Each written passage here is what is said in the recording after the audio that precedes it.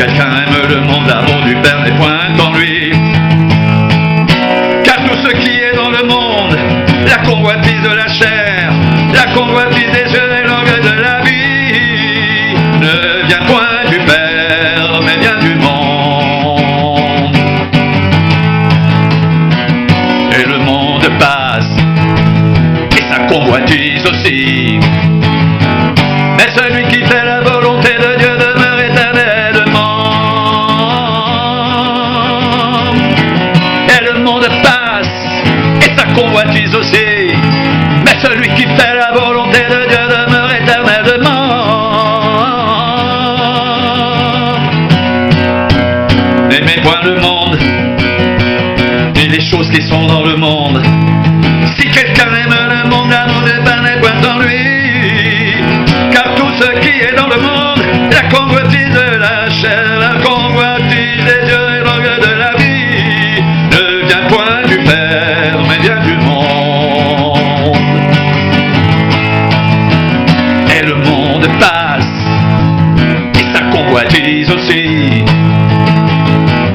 Mais celui qui fait la volonté de Dieu demeure éternellement. Et le monde passe, et sa convoitise aussi. Mais celui qui fait la volonté de Dieu demeure éternellement. N'aimez pas le monde, ni les choses qui sont dans le monde. Si quelqu'un aime le monde, l'amour du Père n'est point en lui. Car tout ce qui est dans le monde, la convoitise de la chair, la convoitise des yeux et l'orgueil de la vie, ne vient point du Père, mais vient du monde. Et le monde passe, et sa convoitise aussi. Mais celui qui fait la volonté de Dieu demeure éternellement. Et le monde passe, et sa convoitise aussi. Mais celui qui fait la volonté de Dieu demeure éternellement. N'aimez point le monde, ni les choses qui sont dans le monde. Si quelqu'un aime le monde, l'amour du Père n'est point en lui. Car tout ce qui est dans le monde, la convoitise de la chair, la convoitise des yeux et l'orgueil de la vie, ne vient point du Père, mais vient du monde. Et le monde passe, et sa convoitise aussi. Mais celui qui fait la volonté de Dieu demeure éternellement. Et le monde passe, et sa convoitise aussi. Mais celui qui fait la volonté de Dieu demeure éternellement.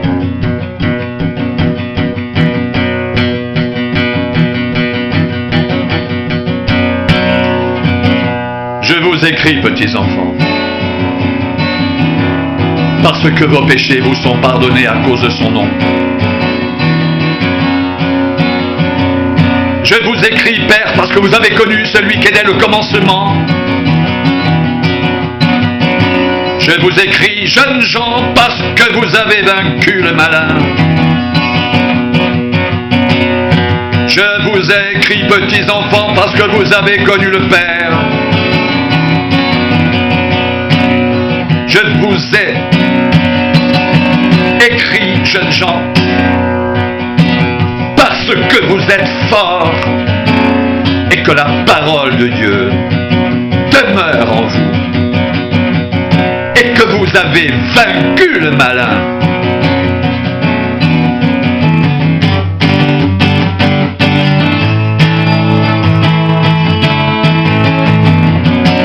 N'aimez point le monde, ni les choses qui sont dans le monde. Si quelqu'un aime le monde, l'amour du Père n'est point en lui. Car tout ce qui est dans le monde, la convoitise de la chair, la convoitise des yeux et l'orgueil de la vie, ne vient point du Père, mais vient du monde. Et le monde passe, et sa convoitise aussi. Mais celui qui fait la volonté de Dieu demeure éternellement. Que ce que vous avez entendu dès le commencement demeure en vous. Si ce que vous avez entendu dès le commencement demeure en vous, vous demeurerez aussi dans le Fils et dans le Père, Et la promesse qu'il nous a faite, c'est la vie éternelle. Je vous ai écrit ces choses au sujet de ceux qui vous égarent.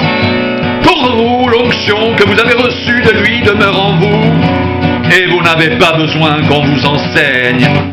Mais comme son onction vous enseigne toutes choses, qu'elle est véritable et qu'elle n'est point un mensonge, demeurez en lui selon les enseignements qu'elle vous a donnés.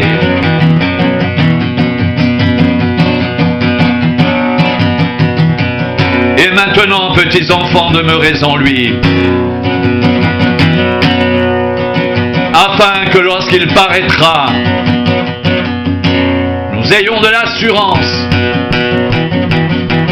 et qu'à son avènement, nous n'ayons pas la honte d'être éloignés de lui. Si vous savez qu'il est juste, reconnaissez que quiconque pratique la justice est de lui.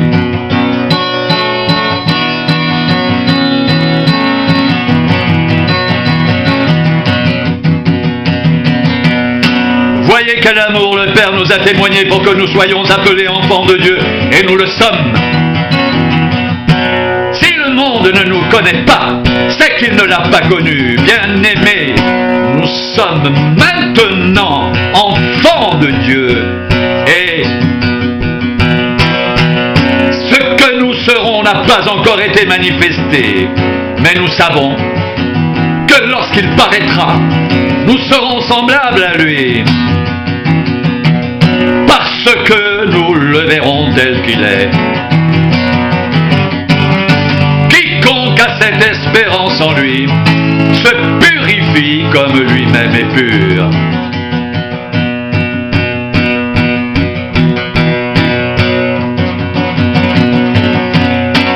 Car ce qui vous a été annoncé et ce que vous avez entendu dès le commencement, c'est ce que nous devons nous aimer les uns les autres et ne pas ressembler à Caïn qui était du malin et qui tua son frère.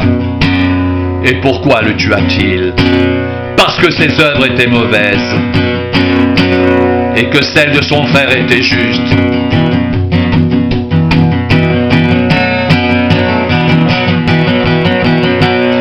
Ne vous étonnez pas, frères, si le monde vous aime. Nous savons que nous sommes passés de la mort à la vie, parce que nous aimons les frères. Celui qui n'aime pas demeure dans la mort. Quiconque est son frère est un meurtrier, et vous savez qu'aucun meurtrier n'a la vie éternelle demeurant en lui. Nous avons connu l'amour en ce qu'il a donné sa vie pour nous.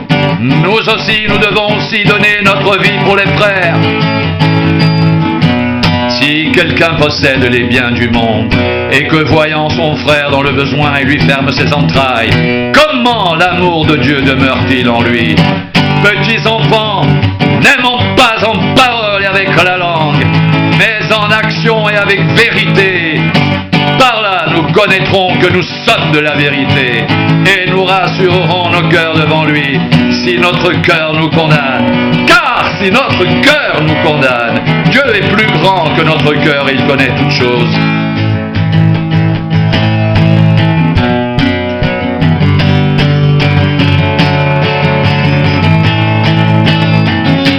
Bien-aimés, si notre cœur ne nous condamne pas, nous avons de l'assurance devant Dieu. Quoi que ce soit que nous demandions, nous le recevons de lui, parce que nous gardons ses commandements et que nous faisons ce qui lui est agréable. Et c'est ici son commandement, que nous croyons au nom de son Fils Jésus-Christ, et que nous nous aimions les uns les autres, selon le commandement qu'il nous a donné. Celui qui garde ses commandements demeure en Dieu. Et Dieu demeure en lui. Et nous connaissons qu'il demeure en nous par l'Esprit qu'il nous a donné.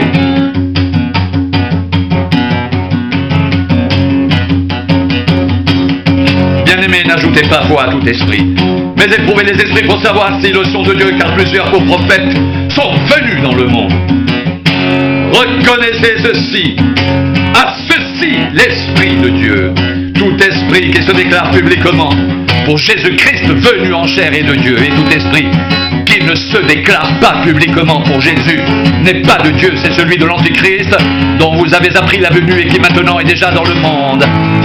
Vous, petits enfants, vous êtes de Dieu et vous les avez vaincus. Parce que celui qui est en vous est plus grand que celui qui est dans le monde. Eux, ils sont du monde. C'est pourquoi ils parlent d'après le monde et le monde les écoute.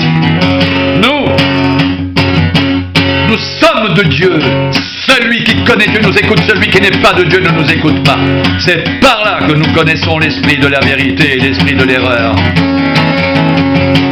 Bien-aimés, aimons-nous les uns les autres, car l'amour est de Dieu et quiconque aime est né de Dieu et connaît Dieu. Celui qui n'aime pas n'a pas connu Dieu, car Dieu est amour.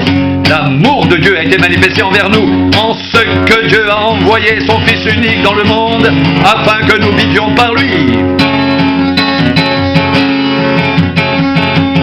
Et cet amour consiste non point en ce que nous avons aimé Dieu, mais en ce qu'il nous a aimés et a envoyé son Fils comme victime expiatoire pour nos péchés. Bien-aimés, si Dieu nous a ainsi aimés, nous devons aussi nous aimer les uns les autres.